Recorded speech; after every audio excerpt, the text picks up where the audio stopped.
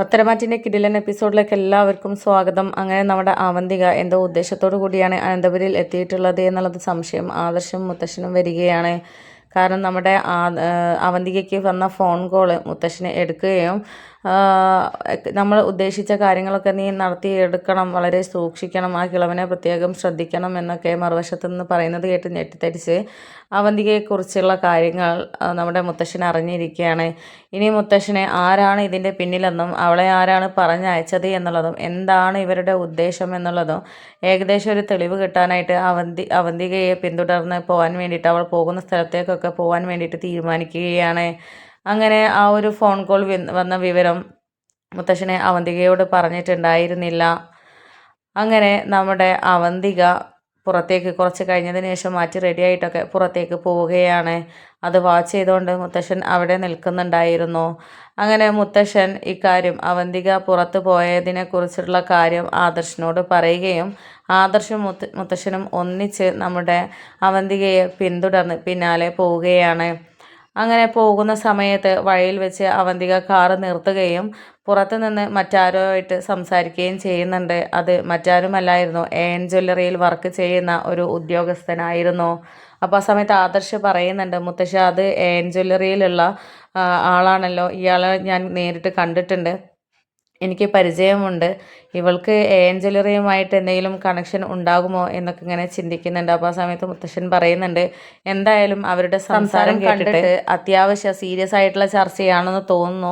ഇനി നമ്മുടെ ശത്രുക്കൾ അവരാണെന്ന് അറിഞ്ഞിട്ട് ഇനി എന്തെങ്കിലും യാഥാർത്ഥ്യം അറിയാനുള്ള ശ്രമത്തിലാണോ അവൾ എന്നൊക്കെ ഇങ്ങനെ ആദർശ് ചോദിക്കുന്ന സമയത്ത് മുത്തശ്ശൻ പറയുന്നുണ്ട്, അങ്ങനെയാണെങ്കിൽ അവൾക്ക് അവന്തികയ്ക്ക് അങ്ങനെ ഒരു ഫോൺ കോൾ വരേണ്ട കാര്യമില്ലല്ലോ, പ്രത്യേകിച്ച് നമ്മളെയൊക്കെ ശ്രദ്ധിക്കണം, നമ്മൾ ഉദ്ദേശിച്ച കാര്യം നടത്തണം എന്നൊക്കെ പറയുമ്പോൾ ദുരുദ്ദേശമല്ലാതെ മറ്റൊന്നും അതിൽ ഇല്ലല്ലോ.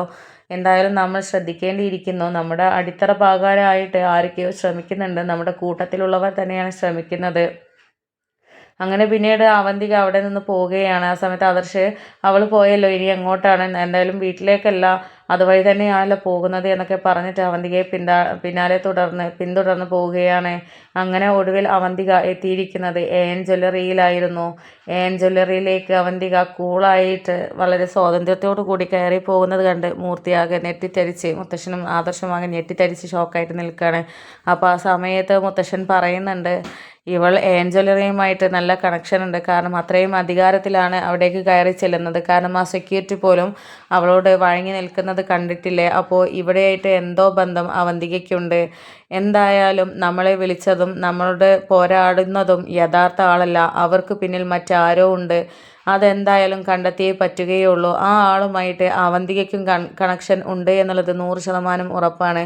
അതുകൊണ്ടാണ് ഇവൾ ഇത്ര അവകാശത്തോടും അധികാരത്തോടു കൂടിയും അങ്ങോട്ട് കയറി പോകുന്നത്. കാരണം നമ്മളോട് കണക്ട് ചെയ്തിട്ടുള്ള, നമ്മോട് സംസാരിച്ചിട്ടുള്ള ആൾ പോലും അവളോട് നിൽക്കുന്നത് കണ്ടില്ലേ ആദർശേ എന്നൊക്കെ പറഞ്ഞിട്ട് ചൂണ്ടിക്കാണിച്ച് കൊടുക്കണം. അപ്പോൾ ആ സമയത്ത് ആദർശം പറയുന്നുണ്ട്, അതേ മുത്തശ്ശ, എന്തായാലും ഇത് വലിയൊരു ചതിയാണ് നടക്കുന്നത് ഇതിൻ്റെ പിന്നിൽ. പക്ഷേ ഇതിനെക്കുറിച്ച് അവന്തിക ഇതിനുമായിട്ട് ഈ ഒരു പിന്നിൽ ഉള്ളത് എന്തായാലും അഭിയും ജലജേനയും എന്തായാലും അറിയില്ല എന്ന് തോന്നുന്നുണ്ട്. കാരണം അവരുടെ മുഖഭാവത്തിൽ നിന്നും എന്തായാലും ഇവൾ പിടി കൊടുക്കാതെ നടക്കുകയാണ്. അവന്തികയെ ജലജയ്ക്കും അതുപോലെ തന്നെ അഭിക്കും പിടി കിട്ടിയിട്ടില്ല എന്നുള്ള ആ ഒരു കാര്യം ആദർശ് മുത്തശ്ശനോട് പറയുന്നുണ്ട്. അപ്പോൾ ആ സമയത്ത് മുത്തശ്ശനും പറയുന്നുണ്ട്, അതെ എനിക്കും മനസ്സിലായിട്ടുണ്ടായിരുന്നു, അവന്തികയുടെ ഉദ്ദേശം അനന്തപുരിയിൽ ദേവയാനി നയനയും നമ്മളുമായിട്ട് നല്ലതുപോലെ നിന്നാൽ ആർക്കും സംശയമില്ലാതെ ശത്രുക്കളുടെ കാര്യം നടത്തി കൊടുക്കുക എന്നുള്ളതാണെന്ന് എനിക്ക് തോന്നുന്നു.